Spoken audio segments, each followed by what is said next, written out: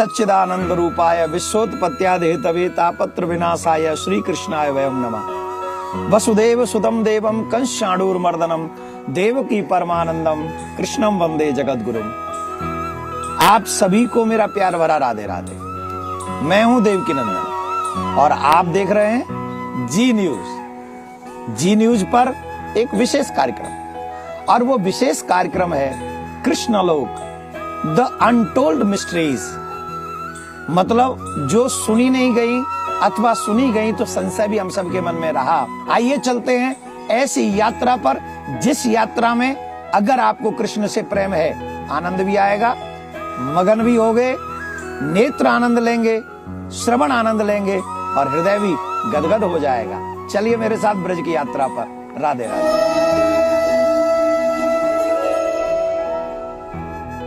भगवान श्री कृष्ण अपनी राधा रानी के नाम को अपने से आगे रखते हैं। इस प्रेम के विषय में कई लोग कहते हैं कि उनका प्रेम पूर्ण नहीं है। क्यों? कई लोग कहते हैं कि उनका विवाह नहीं हुआ, उनका विवाह नहीं हुआ तो शायद ये प्रेम पूर्ण नहीं है। नहीं, ऐसा नहीं है। जो राधा कृष्ण के प्रेम के विषय में बात करते हैं और विवाह के विषय में नहीं जानते हैं, तो आपको मैं ऐसी जगह पर लेकर आया हूं जहां पर आप भगवान श्री कृष्ण और सर्वेश्वरी राधा रानी के विवाह के विषय में जान सकेंगे।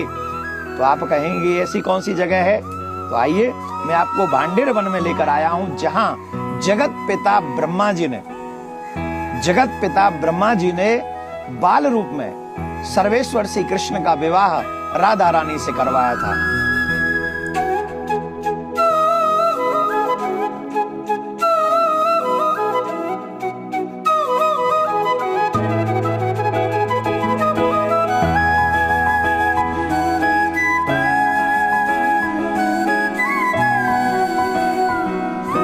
सब खेलने कहते हैं कृष्ण के रहस्यों की गहराई में भक्त जितना उतराते हैं, न कोई गोपी है, न कोई ग्वाल है, न सखा है, न सखी है, ये रहस्य लोक उससे 10 गुना गहरा नजर आता है।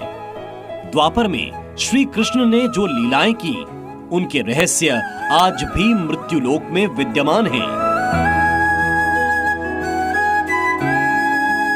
भांडीर वन का रहस्य भी कृष्ण लोक के रहस्यों में सबसे अद्भुत और अनूठा है।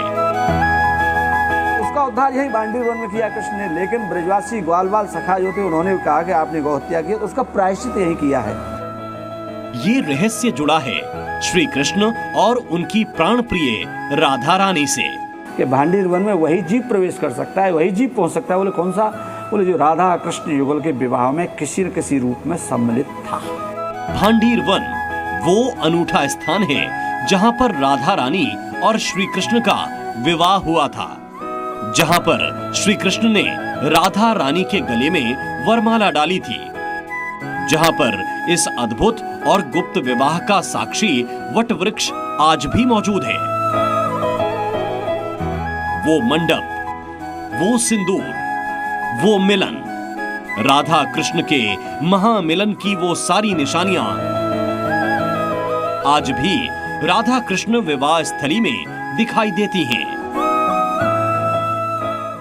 जब हम भांडेर वन पहुंचेंगे तो यहाँ जो सबसे पहले हमको दर्शन होगा वो एक विशालकाय वट वृक्ष का दर्शन होगा, और इतना सुंदर दर्शन होगा, इतना विशाल है। द्वापर युग से लेकर आज तक हमको भगवान श्री कृष्ण के विवाह का प्रमाण देता रहता है। बहुत मान्यता ये है कि भगवान श्री कृष्ण और सर्वेश्वरी राधा रानी का विवाह इसी वट वृक्ष के नीचे पितामह ब्रह्मा जी ने कराया था। कहा जाता है कि द्वापर में ये वट वृक्ष इतना विशाल था कि श्री कृष्ण और दूसरे ग्वाले इस पर क्रीड़ा करते थे और यमुना नदी को भी पार कर जाते थे। आज भी भांडीर वट के नाम से विख्यात इस वट वृक्ष की बनावट भी रहस्यमयी है। इस वट वृक्ष के विषय में एक बहुत बड़ा रहस्य है। जानते हैं क्या? ये जो वट वृक्ष है, इसकी जड़ें, जितना ये ऊपर यहाँ फैला हुआ दिख रहा है, ये कम दिखाई पड़ रहा है, लेकिन इसकी जो जड़ें हैं वो 10 किलोमीटर, 10 से 15 किलोमीटर के दायरे में फैली हुई हैं। पर मुझे लगता है वो भी दायरा कम है, क्योंकि इसके अस्तित्व, इसकी महिमा, इसके गुणों का दायरा बहुत बड़ा हुआ है। जिस वट वृक्ष के नीचे श्री कृष्ण का विवाह उनकी प्रिय राधा से हुआ, उसकी बनावट से जुड़े रहस्य भी इस मंदिर के पुजारी भक्तों को बताते हैं। भांडीर वट, विशाल वट वृक्ष। कहते हैं राधा रानी श्री कृष्ण से उम्र में बड़ी थी। ये भी एक बड़ा रहस्य है। आखिरकार उम्र में बड़ी होने के बावजूद इस स्थान पर श्री राधा का श्री कृष्ण से विवाह कैसे हुआ? भांडीर वन उस रहस्यमयी कथा का सच भी अपने अंदर समाये हुए है। राधा रानी ने बाल कृष्णलाल को गोद में ले लिया है और यहाँ से लेकर के चली है, गोकुल के रास्ते पर चली है। तो अकस्मात क्या हुआ, बालक जो था शिशु रूप में कृष्ण, वो अदृश्य हो गया, गायब हो गया गोद में से। किशोरी जी जो है हा कृष्ण हा मोहन कहती हुए ऐसे आगे बढ़ रही है, तो आगे क्या देखते, बड़ा सुंदर रत्न मंडप प्रकट हुआ है, 1000 खंभों का अद्भुत रत्न मंडप, मणि माणिक्यों से सुसज्जित। और उस रत्न मंडप में बाल कृष्ण नहीं, नव तरुण कृष्ण मंद मंद मुस्कुरा रहा है। श्री राधा रानी का हाथ ऐसे लिया, मंडप में चढ़ाया। उसी क्षण नारद जी प्रकट हो गए और नारद जी ने याद दिलाया कि प्रभु इसी दिन के लिए ब्रह्मा जी ने 68,000 वर्ष तपस्या की थी पुष्कर में कि मुझे एक पुत्री का कन्यादान करना है, और आपने ये आश्वासन, ये वरदान दिया था ब्रह्मा जी को, आपकी आज्ञा हो तो ब्रह्मा जी को लाऊं। तब ब्रह्मा जी को नारद जी लेकर के आए। ब्रह्मा जी ने उसी रत्न मंडप में बड़ी सुंदर भाव से वेदी की रचना की है, वर युगल को बिठाया है और स्वयं 2 कार्य संपन्न किए हैं। विवाह के पुरोहित बने हैं और जैसे एक पिता कन्यादान करता है ऐसे कन्यादान किया है। राधा रानी का स्वयं कन्यादान किया ब्रह्मा जी ने। आप इस समय जो दृश्य दर्शन कर रहे हैं, ये वो प्रमुख स्थान है। जो लोग ये कहते हैं कि राधा कृष्ण का सिर्फ प्रेम है और विवाह नहीं हुआ है, तो मैं आपको भांडीर वन में उस स्थान पर लेकर आया हूँ जहाँ भगवान श्री कृष्ण यहाँ विराजमान है, राधा रानी विराजमान है और ब्रह्मा जी विराजमान हैं। बड़े ब्रह्मा जी वो बैठे, छोटे ब्रह्मा जी मेरे साथ बैठे हुए हैं।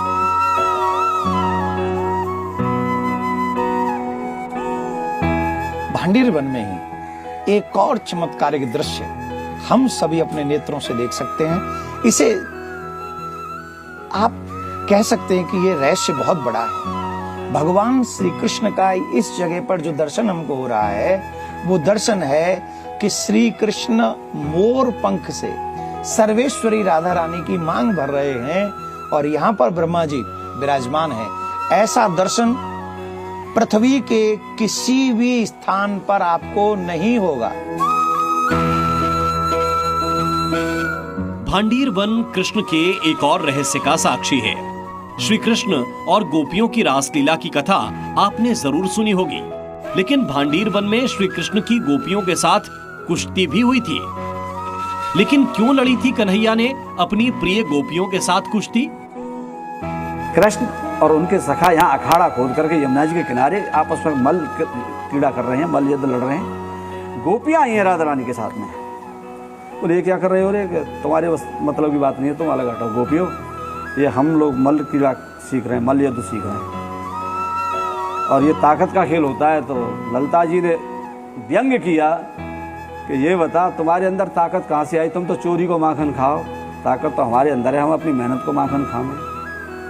और लाला ज्यादा ही ताकतवर हो तो 2-2 हाथ करके देखो हमारे साथ। राधा रानी बोली ऐसे नहीं, हम निर्णायक की भूमिका में बैठेंगे, ये कोई न कोई छल अवश्य करेगा, हम इनको छल नहीं करने देंगे। ललिता जी के साथ कुश्ती हुई है, राधा रानी निर्णायक बन करके बैठी और राधा रानी ने पकड़ के लाला को पटाख दे सीना गिरा दिया। बोले लाला ये मेहनत के माखन को फल है, ये मेहनत के माखन को फल है, तुम देखो हार गए हमसे आज। बताया जाता है बड़े बड़े राक्षसों को मल्ल युद्ध में चित करने वाले तीनों लोकों के स्वामी इस युद्ध में गोपियों से पराजित हो गए थे, जो साबित करता है कि प्रेम में पराजय भी विजय से बड़ी होती है। भांडीर वन में ही एक ऐसे कूप का दर्शन होता है जिसे हम त्रिवेणी कूप कहते हैं और इस कूप का बहुत बड़ा रहस्य है। रहस्य यह है कि सोमवती अमावस्या के दिन ये जो कूप है, ये कूप दूधिया हो जाता है। मतलब इस जल में कहीं से दुग्ध जैसा रंग प्रकट हो जाता है और यहाँ की ऐसी मान्यता है, जिन माता बहनों के विवाहों को अधिक समय हो गया हो, संतान न हो रही हो, अगर वहां सांतिया लगा दें और जटा वाला नारियल चढ़ा दें और उसके बाद यहाँ इस कुएं के जल से स्नान कर लें तो उनके घर में भी संतान की उत्पत्ति होती है। इस समय कृष्ण लोक हम चलते हुए जिस जगह पर पहुंचे हैं वो बहुत अद्भुत स्थान है, बहुत अद्भुत प्लेस है। आप मेरे हाथ में देख रहे होंगे, ये मेरे कन्हैया की बहुत प्रिय है, जिसे हम बंसी कहते हैं। जानते हैं, श्री कृष्ण को सर्वेश्वरी राधा रानी के बाद अगर कोई प्रिय है तो ये वो बंसी प्रिय है। क्या जानना नहीं चाहोगे सबसे पहले वो बंसी कहां बजी, किस स्थान पे बजी, और अधिकांश उसी स्थान पर आकर कन्हैया बांसुरी क्यों बजाया करते थे? उसी स्थान पर लेकर आए हैं कृष्ण लोक के इस कार्यक्रम में। ये वो स्थान है जिसे समस्त ब्रज के संत महात्मा बंसी वट कहते हैं।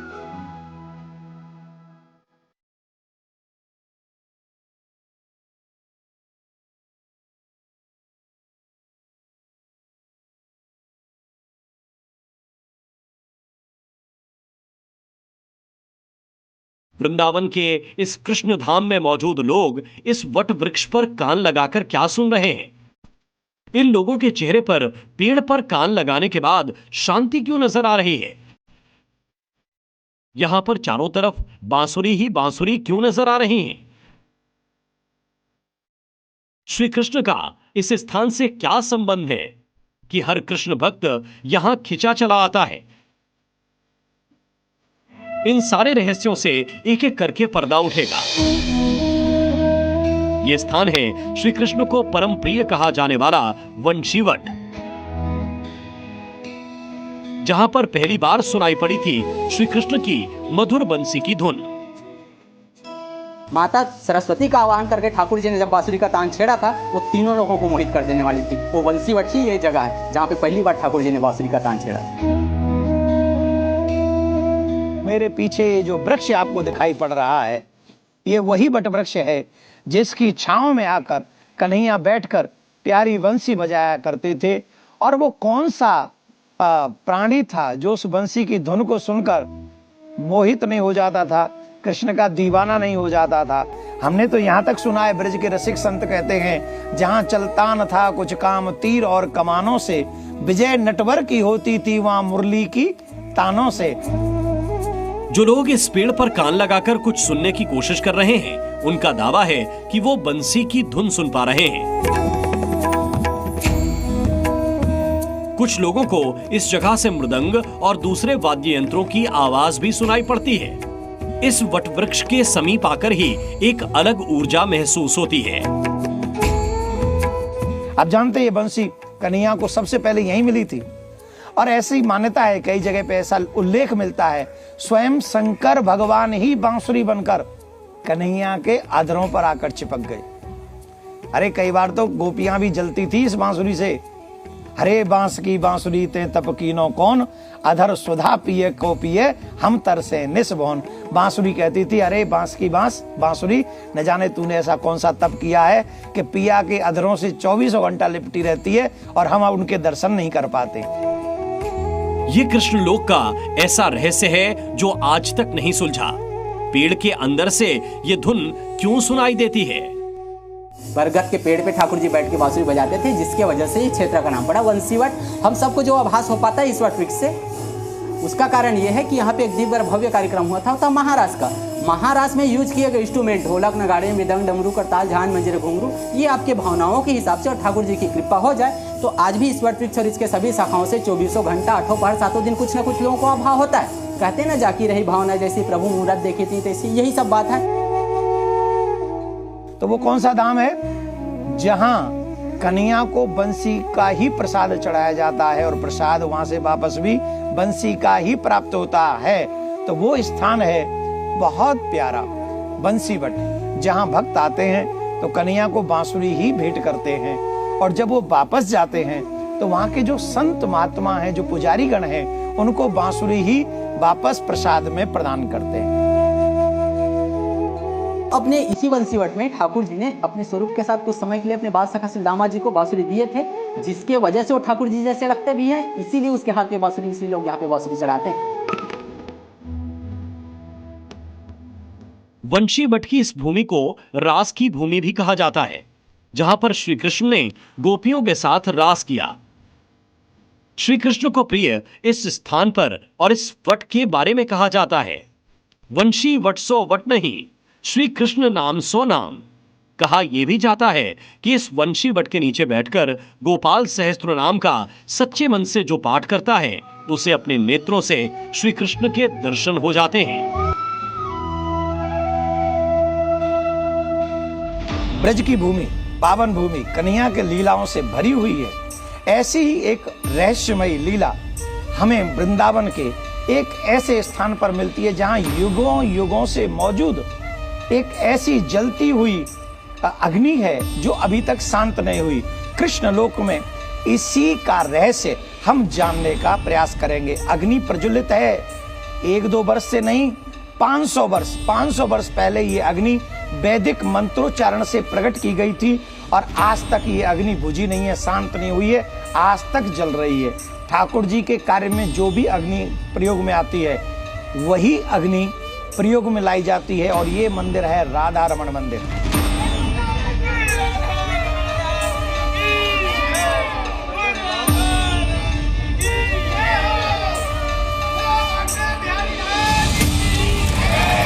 आस्था की ये अग्नि जो पिछले 500 सालों से लगातार जल रही है, उसे आप पहली बार टीवी स्क्रीन पर देख रहे हैं।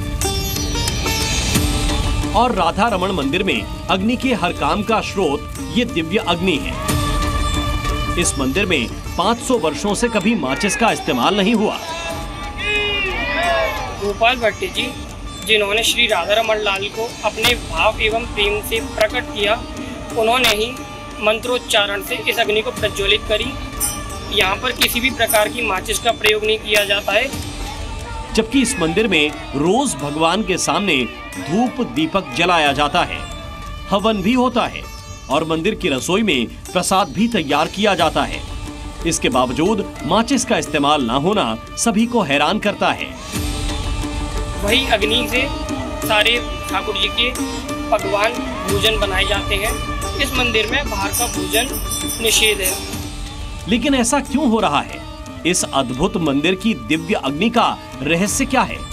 इसे समझने के लिए आपको सदियों पीछे जाना होगा, जब इस दिव्य अग्नि को एक सिद्ध पुरुष ने प्रज्वलित किया। लगभग 500 वर्ष पूर्व श्री राधा रमण देव जी प्रकट हुए। उस समय उनकी पूजा के लिए अग्नि की जरूरत हुई तो सुबह का समय था, तो गोपाल भट्ट जी ने ऋग्वेद की ऋचाओं के द्वारा मंत्रों का उच्चारण किया और फिर लकड़ी का घर्षण किया, जिसके माध्यम से वहां पर अग्नि प्रज्वलित हुई थी। और इसी अग्नि से राधा रमन जी के भोजन सामग्री, पूजा इत्यादि के लिए उस अग्नि का प्रयोग किया जाता है। तब से लेकर आज तक उसी अग्नि का प्रयोग राधा रमन मंदिर में किया जा रहा है। भक्त और भगवान के पवित्र रिश्ते का प्रमाण है यह पवित्र अग्नि, जिसके दर्शन से भी पुण्य लाभ होता है। इस अग्नि का इतने वर्षों से निरंतर जलते रहना भी किसी चमत्कार से कम नहीं है। इस पवित्र मंदिर में राधा रमण की जिस मूर्ति का पूजन होता है, उनके प्रकट होने की कथा भी कम रहस्यमयी नहीं है। इस दिव्य प्रतिमा का मुख गोविंद देव जी के समान है, वक्षस्थल श्री गोपीनाथ जी के समान और चरण कमल श्री मदन मोहन जी के समान है।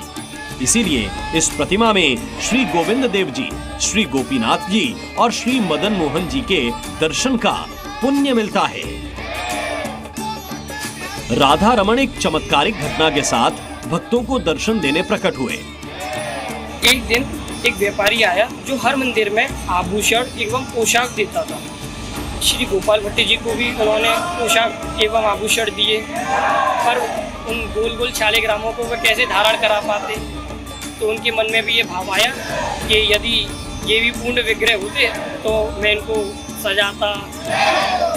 ऐसा भाव मन में लाकर वे शयन के लिए चले गए। अगले दिन जब वे जागे तो उनमें से एक शिला में थे, जिसका नाम दामोदर शिला थी, श्री राधा रमण लाल स्वयं प्रकट थे। वो दिन था वैशाख पक्ष की शुक्ल पूर्णिमा। राधा रमण तब से इस मंदिर में अपने भक्तों को दर्शन दे रहे हैं और आस्था की अग्नि में बनने वाले प्रसाद से भक्तों को पुण्य लाभ भी मिल रहा है। कृष्णालोक ब्रज की भूमि चमत्कारों से भरी हुई, रहस्यों से भरी हुई, उसी पावन भूमि पर एक जगह है मानसरोवर। इस मानसरोवर में क्या हुआ था उस समय, जो रहस्य बन गया, कैसे संभव है? जो आज हमें कहानियां बताई जाती हैं, कथाएं बताई जाती हैं, वो सच हैं। कई बार मन नहीं मानता, पर सच तो यही है।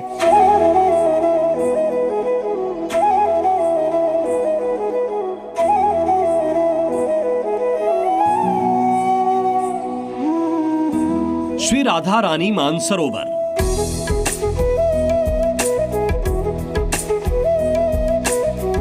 प्राकृतिक सुंदरता और शांति के बीच मौजूद इस सरोवर और इस मंदिर से जुड़ा द्वापर युग का एक रहस्य,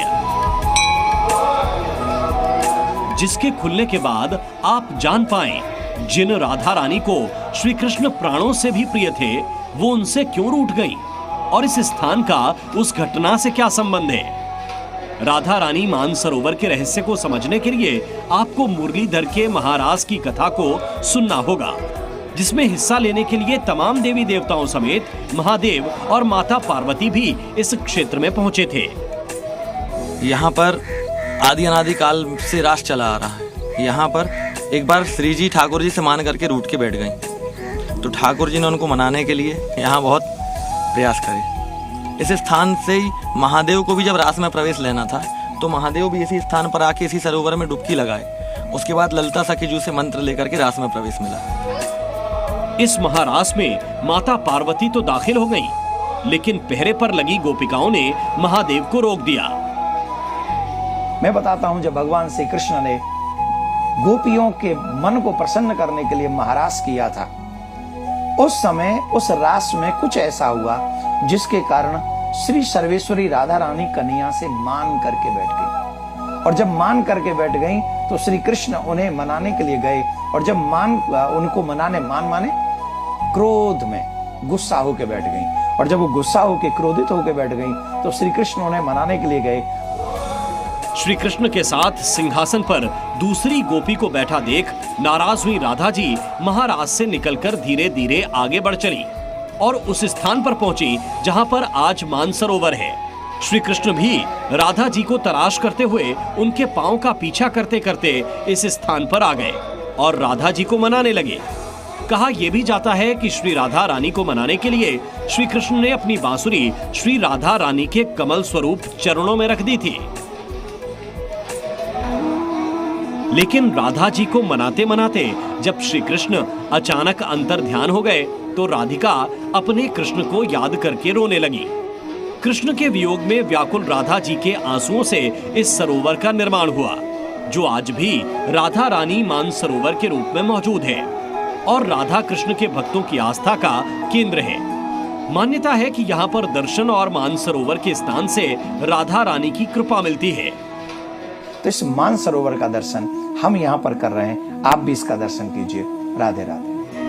श्री राधा कृष्ण के प्रेम का साक्षी ये स्थान और ये अद्भुत मंदिर आज भी निश्चल और दिव्य प्रेम की अमर कहानी की याद दिलाता है। आप देख रहे हैं कृष्णालोक, जो कि ब्रज की पावन धरा पर है। यहीं पर एक बहुत प्यारा सा मंदिर है जिसका नाम है इमली तला, और इसके विषय में रसिक जन और संतों का ऐसा मानना है कि ये इमली तला जो वृक्ष है, ये उसी समय का है जब से भगवान श्री कृष्ण ने यहाँ पर लीला की।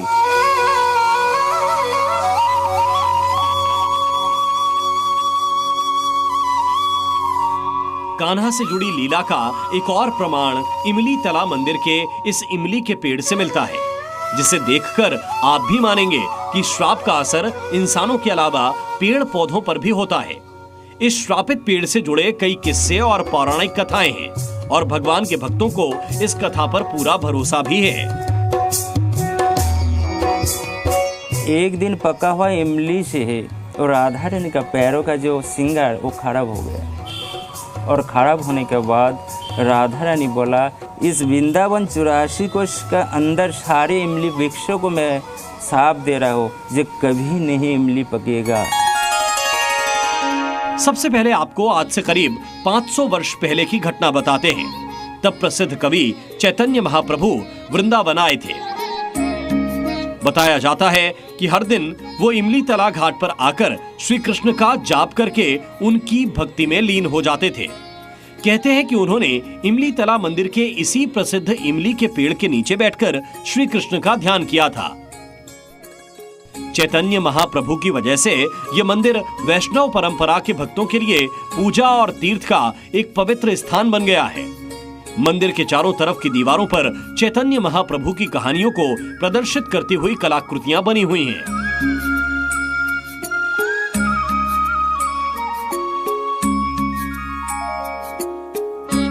देश और दुनिया से सैकड़ों भक्त हर दिन इमली तालाब मंदिर के रहस्य को देखने के लिए आते हैं। यमुना तट पर स्थित इस पवित्र मंदिर के बारे में कई कहानियां और मान्यताएं हैं।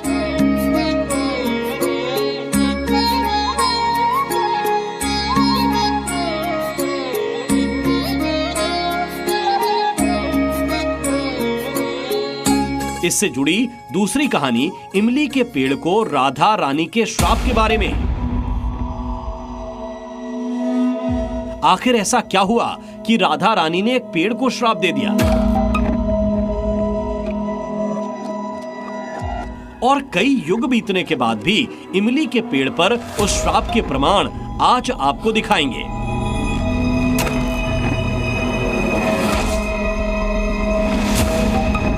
एक और मान्यता है कि इस इमली के पेड़ की एक शाखा राजा के महल के ऊपर फैल गई थी, जिसे राजा ने कटवा दिया था और बाद में पेड़ की उसी डाल से 3 दिनों तक वैसा ही खून निकलता रहा जैसा किसी इंसान के शरीर से निकलता है।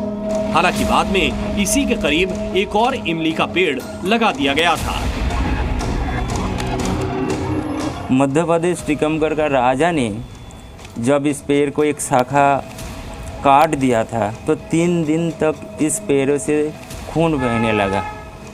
तो ये कोई मामूली पेड़ नहीं था, जो वृक्षों का रूप से भगवान का सेवा करने के लिए कोई संत महापुरुष अपना पेड़ का रूप से लेकर इसी स्थान में विराजमान है। इमली तला मंदिर के इस पेड़ से जुड़ा एक ऐसा पौराणिक किस्सा है जिसका संबंध सीधे भगवान श्री कृष्ण और राधा रानी से है। कहा जाता है कि द्वापर युग में ये पेड़ इमली से भरा रहता था, पर अब हालात ठीक उलट है। इसकी बहुत सुंदर एक लीला है कि एक बार सर्वेश्वरी श्री राधा रानी जमुना स्नान करके आ रही थी और उस समय इस इमली के वृक्ष पर बड़े पके पके फल लगे रहते थे, लेकिन एक पका हुआ फल नीचे गिरा हुआ था उस समय। और क्या हुआ, जब किशोरी जी राधा रानी निकली तो उनका चरण उनके उस फल के ऊपर गिर गया। तो जानते हो क्या हुआ? किशोरी जी थोड़ा सा उस फल पे चरण रखने से उनका पैर डिसबैलेंस हुआ और वो फिसल गई। इसके कारण, क्योंकि वो कृष्ण से मिलने जा रही थी और कृष्ण से मिलने जा रही थी तो उन्होंने श्रृंगार किया हुआ था, तो फिसल जाने के कारण उनका श्रृंगार जो है, उनके चरणों के जो महावर था वो थोड़ा सा खराब हो गया। तो किशोरी जी को बड़ा क्रोध आया और किशोरी जी ने उसे शाप दिया कि मैं तुझे शाप देती हूं, अब तेरे वृक्ष कभी पकेंगे नहीं। भक्तों के मुताबिक राधा रानी के श्राप की वजह से ही ब्रज के इलाके में इमली के पेड़ बहुत कम हैं, और अगर इस जैसा कोई पेड़ है भी तो उस पर इमली का फल पकता नहीं है। इस पेड़ को आखिर क्या हो गया? भक्तों की आस्था है कि ये युगों पहले दिए गए श्राप का असर है। एक दिन पका हुआ इमली से है और राधा रानी का पैरों का जो श्रृंगार वो खराब हो गया, और खराब होने के बाद राधा रानी बोला, जब मैं भगवान के लिए सेवा करने के लिए मैं जा रही हूँ और मेरा श्रृंगार खराब हो गया, तो इसीलिए मैं इस वृंदावन 84 कोष का अंदर सारे इमली वृक्षों को मैं साफ दे रहा हूँ, जो कभी नहीं इमली पकेगा। तो आप तक भी वृंदावन 84 कोष के अंदर इमली पकता नहीं है। इमली तला मंदिर में मौजूद प्रसिद्ध इमली के पेड़ को गौड़ीय मठ द्वारा संरक्षित किया गया है। ये ब्रज के सबसे पुराने और विशेष मंदिरों में से एक है और यहाँ के पवित्र पेड़ का रहस्य अब तक अनसुलझा है। द्वापर युग के अंत में जब किशोरी जी थी, लीला चल रही थी ब्रज में, तब इस वृक्ष पे बहुत इमली के फल पकते थे, पर अब इस पर वो फल पकते नहीं है। क्यों? क्योंकि किशोरी जी ने साप दिया, राधा रानी ने साप दिया, और वो साप आज तक इस रहस्य को कोई साइंटिफिक, कोई मानने वाले, साइंस मानने वाले लोग सुलझा नहीं सके हैं कि आज इस वृक्ष पर फल पकते क्यों नहीं है।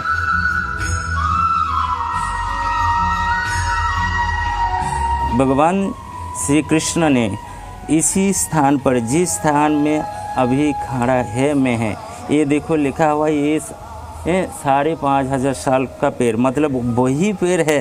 भगवान श्री कृष्ण जिस स्थान में बैठकर राधा मंत्र जप किया था, तो इसीलिए इस स्थान का नाम हुआ सिद्धोपीठ इमली तला।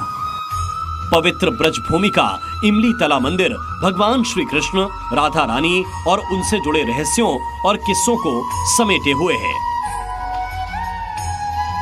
ब्रज की पावन भूमि, जिस पे अजन्मा भी जन्म लेकर आता है और प्यारी प्यारी लीला करता है, बच्चों की तरह रोता है, बच्चों की तरह मचलता है, ऐसा ही पावन स्थान है रमण रेती, गोकुल के बहुत नजदीक, जहां कृष्ण बलराम और उनके प्यारे प्यारे सखा ऐसी लीला किया करते थे, ऐसा आनंद प्रमोद खेल खेला करते थे, जहां ब्रह्मा, जिसकी कल्पना भी करने में बड़े बड़े ऋषि मुनियों को कहते छक्के छूट जाते थे, वही ब्रह्म बालक बनकर रमण रेती में खेलता है, ब्रज की रज को भोग लगा लेता है, ब्रज की रज में लौट जाता है, और उनके उस लीला को देखकर ब्रह्मा भी अचंभित पड़ जाते हैं, आश्चर्य में पड़ जाते हैं। और मान्यता ऐसी है कि जब भी भक्त वृंद देश विदेश से जब श्रद्धालु आते हैं, तो इस रमण रेती में भगवान की कृपा प्राप्त करने के लिए वो स्वयं भी इस रज को अपने माथे पे लगाते हैं, अपने अंग पर लगाते हैं। आइए मैं लेकर चलता हूं आपको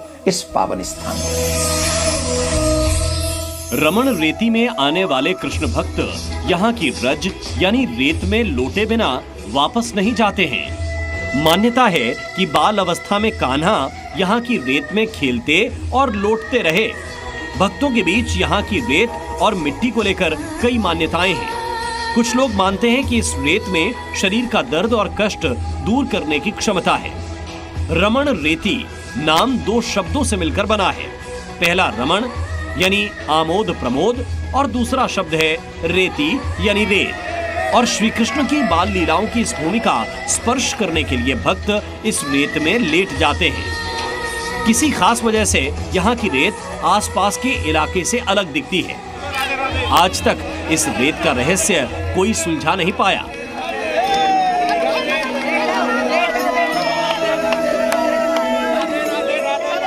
तेरी रज भूमि में हम खेलें, तेरी रज भूमि में हम खेलें, जीवन इसमें ही धन्य हुआ है। कृष्ण भक्त मानते हैं कि गोकुल के कण कण में श्री कृष्ण समाये हुए हैं, इसलिए रमण रेती की पवित्र मिट्टी में लेटकर उनका तन और मन दोनों पवित्र हो जाते हैं। ब्रज में इस इलाके के लोग तो होली का त्योहार भी पारंपरिक रंगों की बजाय इस रेत से मनाते हैं।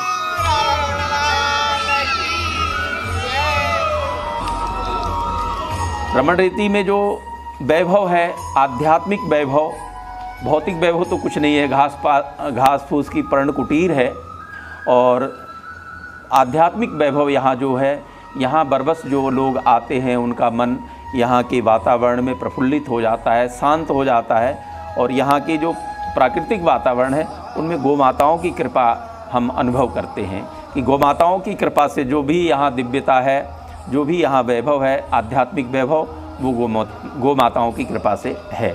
हम लोग गौ माताओं को बहुत श्रद्धा से, भाव से उनकी पूजा करते हैं। उनका जूठन प्रसाद हम भी पाते हैं। गौ माताओं के प्रसाद से यहाँ जो कुछ भी संभव हो पाता है। कई श्रद्धालु यहाँ पर रेत से घर बनाने की कोशिश करते हैं। कहा जाता है कि ऐसा करने से उनके अपने घर का सपना जल्द पूरा हो जाता है। रमण रेती में रमण बिहारी जी का दिव्य मंदिर है।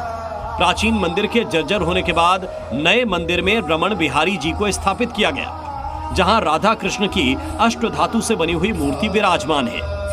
भक्तों की मान्यता है कि इस मंदिर में सच्चे मन से मांगी गई हर इच्छा पूरी हो जाती है। ये रेवती रमण है, इसमें हमारे भगवान यदुवंश शिरोमणि भगवान श्री कृष्ण यहाँ बड़े हुए खेले और इस रजभूमि में भगवान खेल के ही पालन पोषण हुआ और बड़े होकर आनंदित हुए। आज मेरा बहुत ही सौभाग्य है, मैं हमेशा यहाँ आता हूँ और इस रजभूमि में मुझे खेलने का सौभाग्य प्राप्त होता है। मैं प्रभु से बार बार कामना करता हूँ कि हे प्रभु, जब भी मुझे इस धरा पर जन्म दो तो मुझे इस रजभूमि में खेलने का और तुम्हारी भक्ति करने का सौभाग्य मुझे प्राप्त हो। रमण रेती आने वाले भक्त यहाँ की रज का तिलक भी लगाते हैं, तो कई श्रद्धालु यहाँ की रेत को पूजा के लिए अपने साथ लेकर घर भी जाते हैं। रमण रेत लोटियो नहीं, कियो न जमुना पान, रेनर ते जानियो नहीं, ब्रज को तत्व महान। को कभी वर्णन कर सके या रमण रेत को मूल, या के कण कण में बसी जुगल चरण की धूल। भगवान के चरणों की धूल यहाँ विराजमान है और जो भी यहाँ तीर्थयात्री आते हैं, पर्यटक आते हैं, वो यहाँ के रज को अपने माथे से लगाते हैं। यहाँ के रज में एक विशेषता है, यहाँ श्याम और श्वेत, श्याम रज को हम कृष्ण का स्वरूप मानते हैं और जो श्वेत रंग का रज है उसको हम राधा जी का स्वरूप मानते हैं। तो यहाँ के रेत में आकर के लोग रमण करते हैं, खेलते हैं, क्रीड़ा करते हैं। बरबस मन हो उठता है यहाँ की दिव्य मनोरम छटाओं को देख करके। प्रसिद्ध कृष्ण भक्त रसखान ने भी कृष्ण का नाम जपते जपते रमण रेती में ही अपना शरीर त्यागा था। ब्रज की भूमि में हर कदम पर कान्हा की लीलाओं के प्रमाण मिलते हैं। पवित्र रमण रेती भी ऐसे स्थलों में एक है और गोकुल के इस कृष्ण लोक की पवित्र रेत का रहस्य अब तक अनसुलझा है। भगवान श्री कृष्ण ने ब्रज में अनेक अनेक लीला की, पर इसी ब्रज में एक बहुत सुंदर स्थान है जिसको कहते हैं हम कृष्ण भूमि। उसी कृष्ण भूमि में, उसी कारागार में, कंस की कारागार में श्री कृष्ण का प्राकट हुआ। और जब कृष्ण का प्राकट हुआ तो जब बच्चे होते हैं तो उनके अंग को स्वच्छ करके कुछ वस्त्र भी होते हैं। तो जानते हो, मथुरा में एक ऐसा अभूतपूर्व, इस स्थान को अधिकांश लोग नहीं जानते, बहुत कम लोग जानते हैं, पर इस जगह का नाम है पोतरा कुंड, जहां भगवान श्री कृष्ण के उस समय के प्रथम जो वस्त्र थे उनको वहां मां देवकी ने धोया था। इसीलिए आज इस जगह का नाम पोतरा कुंड है। आइए हम आपको लेकर चलते, आप इसका दर्शन कीजिए। पौराणिक मान्यता है कि हजारों वर्ष पुराने इसी कुंड में कृष्ण के पोतरे यानी वस्त्र धोए गए, जिसकी वजह से इसका नाम पोतरा कुंड पड़ गया। कृष्ण जन्मभूमि इस कुंड से कुछ ही दूरी पर है।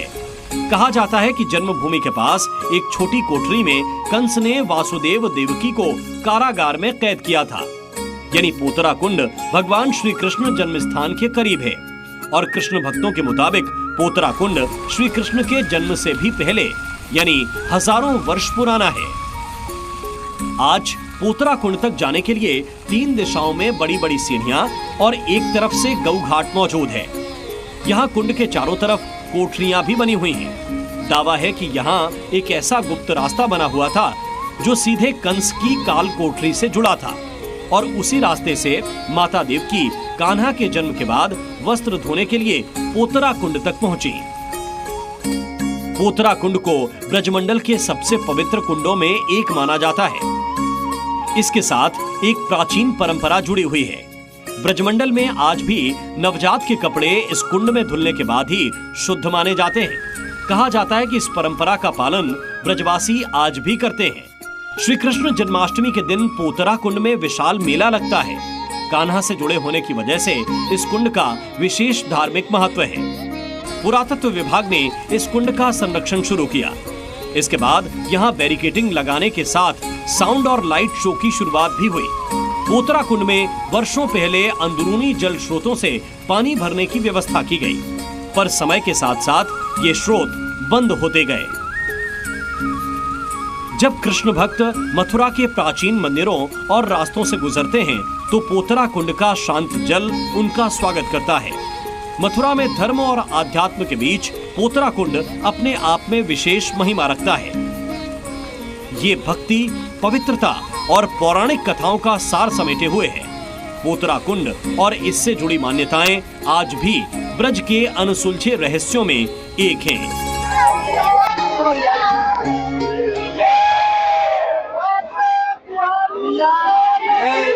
कृष्ण लोक में एक बहुत अद्भुत दर्शन होता है जहां पर प्रिया कांजू का मंदिर।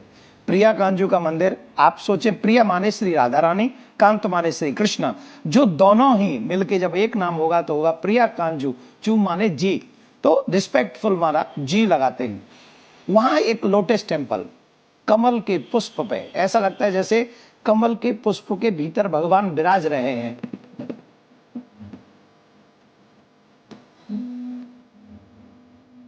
कृष्ण लोक में प्रिया कांतजू मंदिर अपनी अद्भुत सुंदरता और राधा कृष्ण की विशेष कृपा प्राप्त करने के लिए विख्यात है।